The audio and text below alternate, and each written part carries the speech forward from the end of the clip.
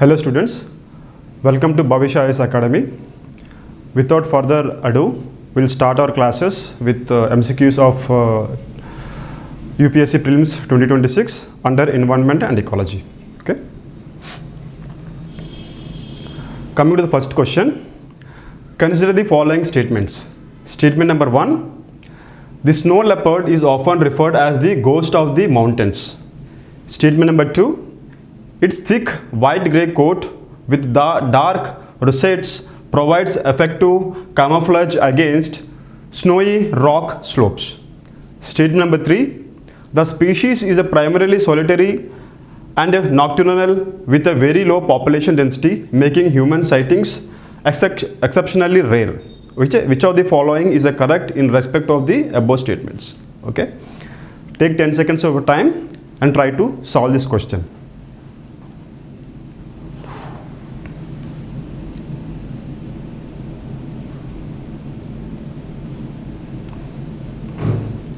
Okay, now we'll see the answer. See option A. Okay.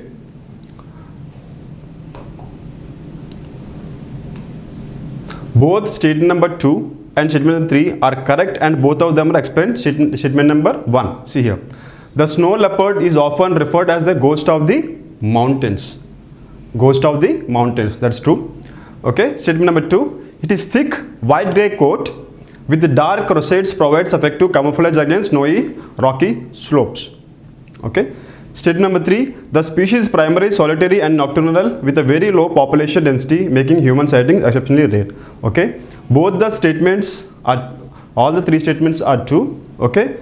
In a way, statement number 2 and statement number 3, okay, it is, they reflect the statement number 1. Okay. Truth of the statement number 1. Why? Because, see here, as the ghost of the mountains, okay, naturally snow leopards exist mostly in the Himalayan states like Jammu and Kashmir, Ladakh, Himachal Pradesh, okay, in India. Okay, it is not endemic to India. Okay, it also exists in Central Asian nations. Okay, Pakistan, Kazakhstan, okay, so some lot of Central Asian nations also. Okay, see, because ghost of the mountains, okay, it is a thick white grey coat with dark rosettes provides effective camouflage, right? And here nocturnal, okay, it hunts during night. Okay, most of these movements is during the night. Okay, see here, and it's very low population. Snow leopard comes under vulnerable in IUCN list, IUCN category. Okay, it comes under vulnerable under IUCN category, right? See, we'll see some other details about the snow leopard. See here. This is a snow leopard. See, the Union Minister of Environment, Forest and Climate Change released the report on the status of snow leopards in India during the National Board of Wildlife meeting held in New Delhi. The report released as a part of snow leopard population assessment in India. Alright, snow leopard population assessment in India program. Okay, which is first ever scientific exercise that reports snow leopard population. Right, right now we have only 718 individuals in India. Okay, 718 individuals in India. It is listed as vulnerable. As I told you, it is listed as a vulnerable under the IUCN Red List. And it is native to the mountain ranges of Central and South Asia. Okay, right. So, followed by Mongolia and India. See, as I told you, Russia, Afghanistan, Pakistan, Nepal, Bhutan, Kazakhstan, Tajikistan and Uzbekistan. These are the countries where you can see snow leopard, right? See, in India, snow leopards can be largely found in high altitude, cold, arid and rugged terrains of Jammu and Kashmir, Himachal Pradesh, Uttarakhand, Sikkim and Arunachal Pradesh. Okay, so according to the recent report of this snow leopard population assessment in India, you can see the number of snow leopards in the states. Ladakh, see, 477 is the highest snow leopard state in the country, right? Following Uttarakhand, Himachal Pradesh, Arunachal Pradesh, Sikkim and Jammu and Kashmir. Okay, see. Next question. Consider the following statements regarding the synchronous All India Elephant Estimation 2021-5. Okay.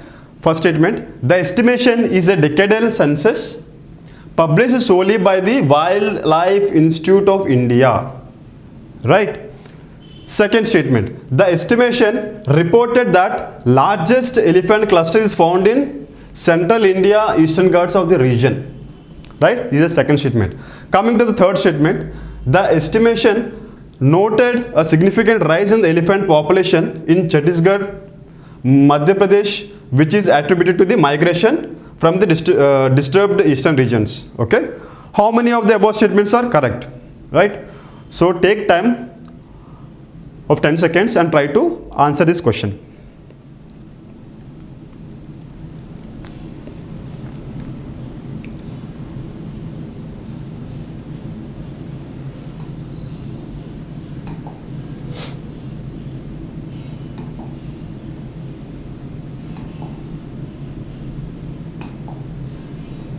Okay, we'll see the answer now. See here. Answer A. Only one. We'll see the statement one by one which are true, right?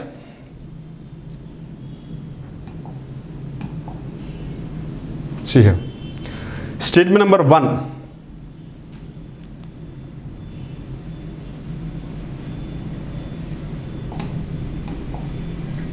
Statement number 1 is incorrect. Okay.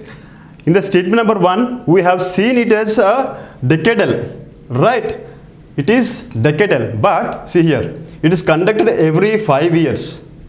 Okay, it is conducted every 5 years, not in 10 years. Okay, decadal is 10 years. Okay, it is conducted only once in a 5 years. Okay, further it is established by the Ministry of Environment and Forest Climate Change and the Wildlife Institute of India. Okay, in the question we have seen only Wildlife Institute of India, but with the help of Wildlife Institute of India, Ministry of Environment, Forest and Climate Change, both will count the elephants, right? Statement number 2, that is also incorrect. The report explicitly identifies that Western Ghats as the hosting the largest elephant cluster. Okay, see, there we have seen, see here. See here, here it mentioned Eastern Ghats, but the answer is Western Ghats. So statement is incorrect. Coming to statement number 3. The report highlights a concerning decline in the states of Jharkhand and Odisha. See here, the population of elephants reduced by 68% in Jharkhand and 54% in Odisha. Okay, which is linked to mining activities and habitat degradation. Okay, so concurrently it observes a rise in the population in Chhattisgarh and Madhya Pradesh. Okay, this is not due to the natural increase within those states, but is attributed to the elephant herds migrating from the distributed habitats in the eastern regions. See, in the Jharkhand region and the Odisha region, the population of elephants is decreasing. Okay, meanwhile, the elephant population in Chhattisgarh and Madhya Pradesh has been increasing. Okay, you need to note that point, that the population is increasing by migrating, not by the birth. See here, with the furthermore information we can go. Elephant population latest news. Wildlife Institute of India released its status of elephants India report. Okay, estimating 22,446 elephants across 4 major landscapes. This figure appears lower than 2017 estimates of 29,964. Okay, so the population has been decreasing, right? So why India switched to new DNA based method for counting elephants? Recently this method is being used to count the elephants. See here, DNA based method for counting elephants.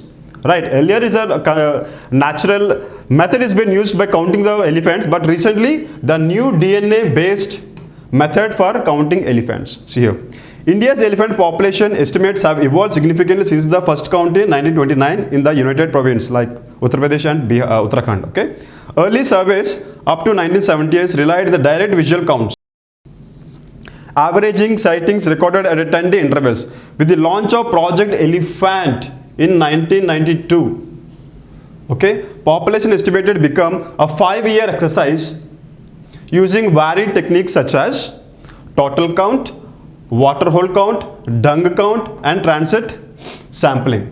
However, since different states use different methods, comparisons across the regions, there is a varying of the number of elephants.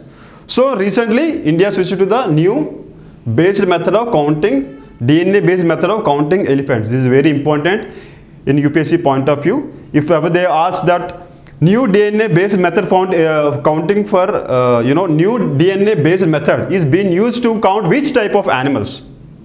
Okay, one of the statements can be asked in this way, right?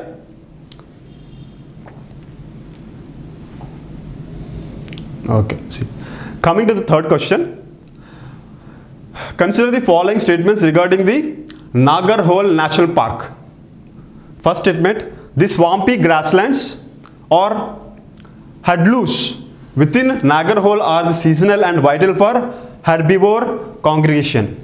That is the statement number 1. Statement number 2, Nagarhole forms the easternmost boundary of the Nilgiri Biosphere Reserve. Okay. Coming to statement number 3, the Kabani River originates inside Nagarhole and flows into the Arabian Sea. Okay. How many of the above statements are correct? Okay. Take 10 seconds of your time and try to answer this question.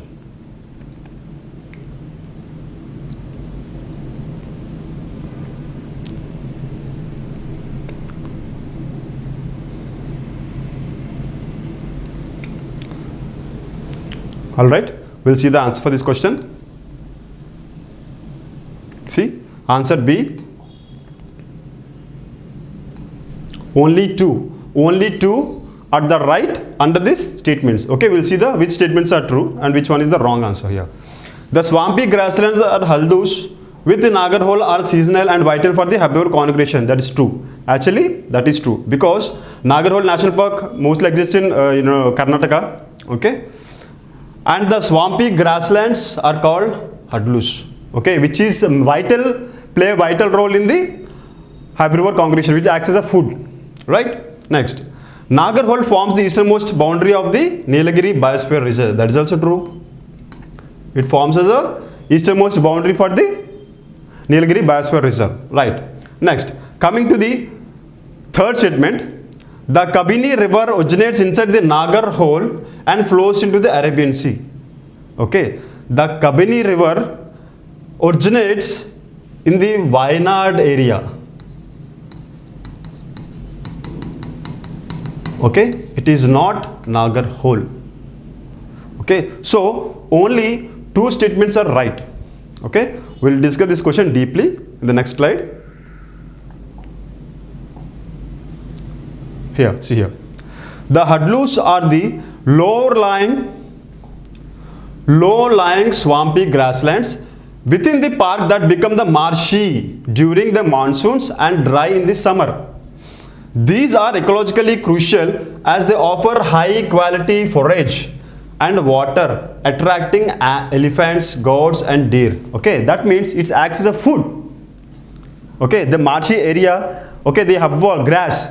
Okay, that grass available in that region called headloose that acts as a food for the most of the herbivore animals like elephants, goats and deer. Right. Coming to statement number 2. Nagarhole lies in the eastern edge of the Nilgiri Biosphere and is contiguous with the Bandipur, Wayanad and Mudumalai in the southeast. See how this park is surrounded by the other parks, right? Next, statement number 3, it is incorrect. The Kabini River does not originate in the Nagarhole. It forms a part of the park's northern boundary, flowing eastward, ultimately joining the Kaveri River, which is drains into the Bay of Bengal. Okay, not the Arabian Sea. It origin lies in Wayanad, Kerala. Thus, while the river is ecologically crucial to the park, it is boundary, not a originating one. Okay, it acts as a boundary, right? But it does not act as a originating one. See here, we'll know about some details about the Nagarhole National Park, a notified tiger reserve and one of the India's premier project tiger sites, officially known as Rajiv Gandhi National Park, named after the Nagarhole stream. Okay, you can go through this slide. One thing you need to remember is, see here, river flow, the rivers which flow through this park. Okay, Kabini River, Tarka River. Okay, Kabini River and Tarka River. See, and what type of flora and fauna available in this region? Okay, tropical moist, dry deciduous forest, swampy grasslands, and fauna, tiger, leopard, wild dogs, sloth bear, elephant, Asian elephant. Okay, these are some of the animals available or mostly found in this region, maybe, right? Okay.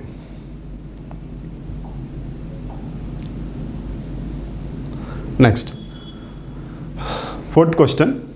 With reference to the graded response action plan, consider the following statements. GRAP, that is Graded Response Action Plan, is a statutory framework implemented by the Commission for the Air Quality Management. Okay, the measures under GRP are invoked exclusively based on the real-time measured air quality index of Delhi. Statement number 3. The actions specified under a higher stage of GRAP automatically supersede and replace the action from the lower stages. GRAP was the first introduced following directive from the National Green Tribunal NGT. How many of the above statements are correct? Okay, take 10 seconds of your time and try to answer this question.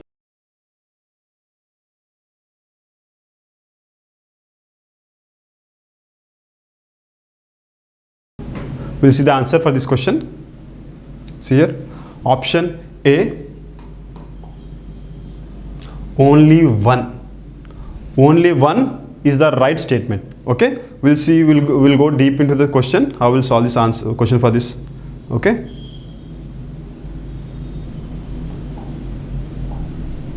see here, statement number 1, GRP is a statutory framework implemented under the authority of the Commission of the Air Quality Management CAQM in the National Capital Region.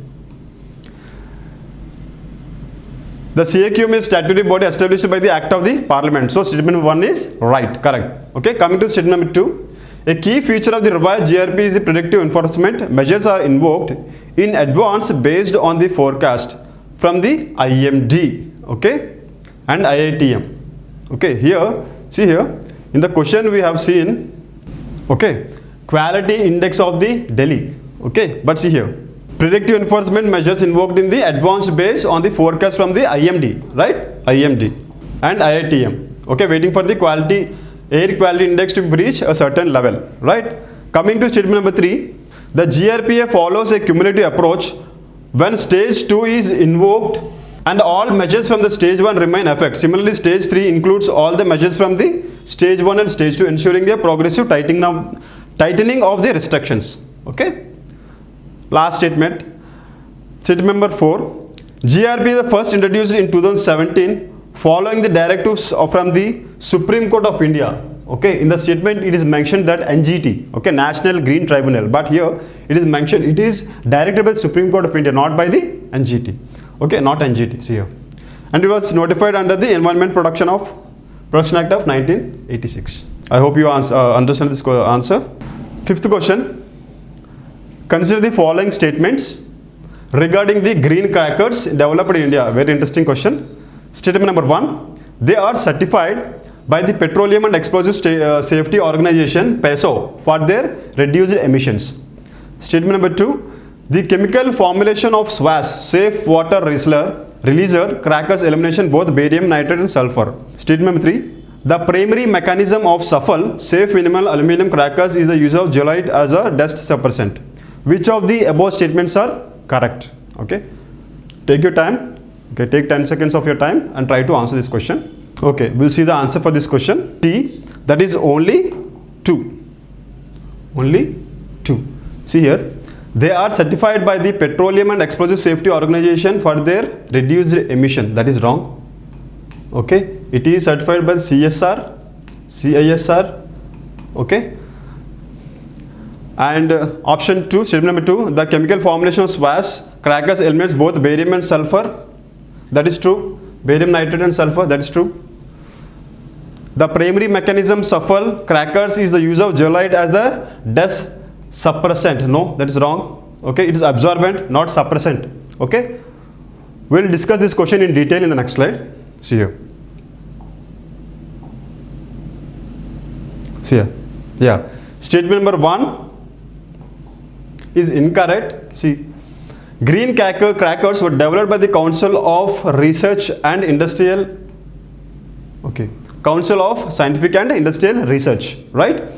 With the help of National Environmental Engineering Research Institute, CSIR and NERI, right? CSIR and NERI. These are the two institutes developed green crackers, okay? That provides certification that the QR code system for the authenticity. PASO is the nodal agency, right? It is a nodal agency for regulating the import.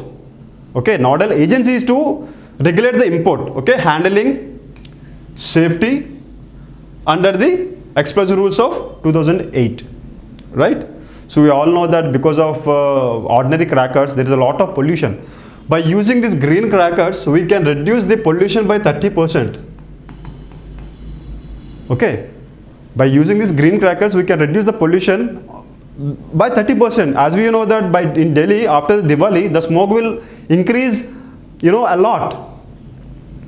Okay, by using the normal crackers. But if you use the green crackers, you can reduce the pollution by 30%. That's a very huge thing.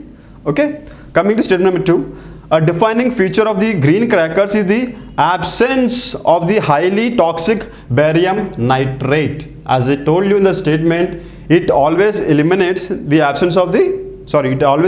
barium nitrate.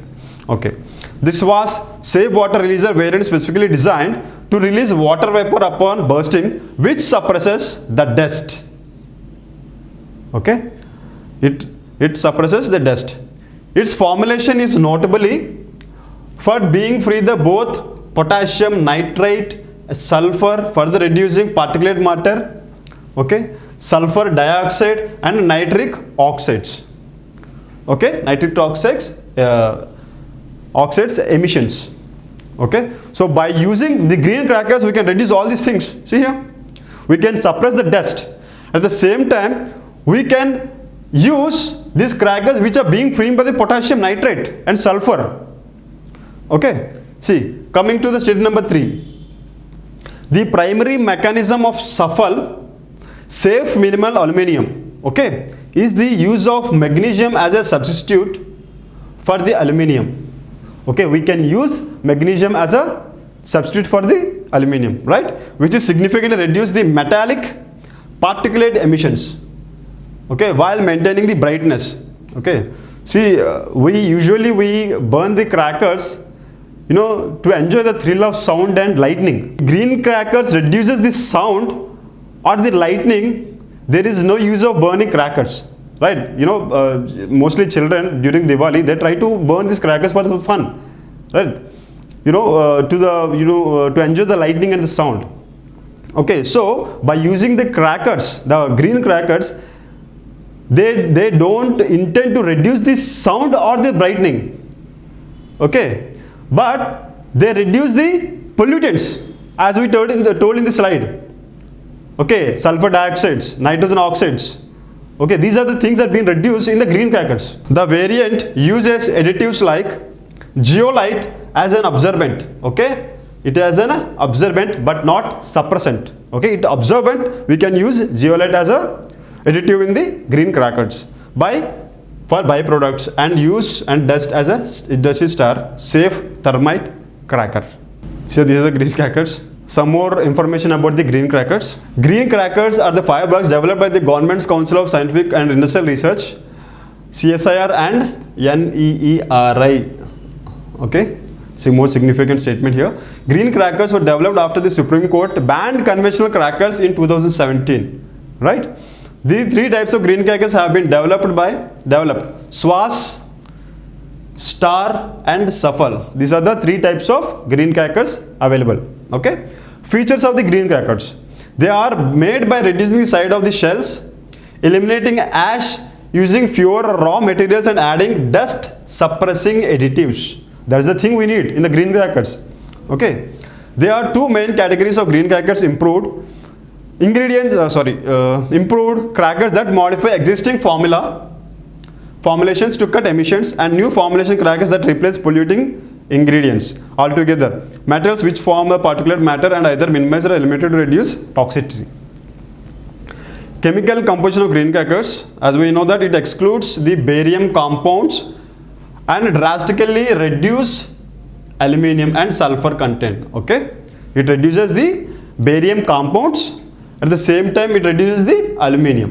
And conventional crackers use chemicals such as barium, sulfur, potassium nitrate and aluminum, which produce bright colors and loud noises. Okay, bright colors and loud noises. So without decreasing the colors or the sound, we are using magnesium, right? So we are decreasing the barium compounds, we are decreasing the sulfur, we are decreasing the nitric oxides. Okay, at the same time we are also trying to not decrease the bright colors and the loud noises of the crackers. Okay, see here, advantage of the green crackers: they produce brightness and sound comparable conventional firecrackers and reduce the particulate matter. Okay, we need to reduce the particulate matter anyway. Okay, PM side sulfur dioxide, nitrogen dioxide emissions at least by 30%. See here, at least by 30%. Identification of green crackers. So how do we identify the green crackers? Okay, from the conventional crackers can be identified by two mandatory features introduced by CSIR and NEERI. Okay, which include the official green fireworks logo printed on the packaging and unique QR. Okay, unique QR code. You will have a unique QR code how to identify the green crackers, and to be scanned by using the CSIR and NEERI green QR code. Okay, so if you want to know what type of crackers you are buying, you can see the logo over there. You can scan the QR available on the crackers. Okay, mobile application app. Scanning the code provides details about the manufacturer, formulation and NEERI certification status of the product. Subscribe our channel Bhavishya IAS Academy for more videos. We'll keep on trying to do much more videos for the UPSC examination. Okay, thank you.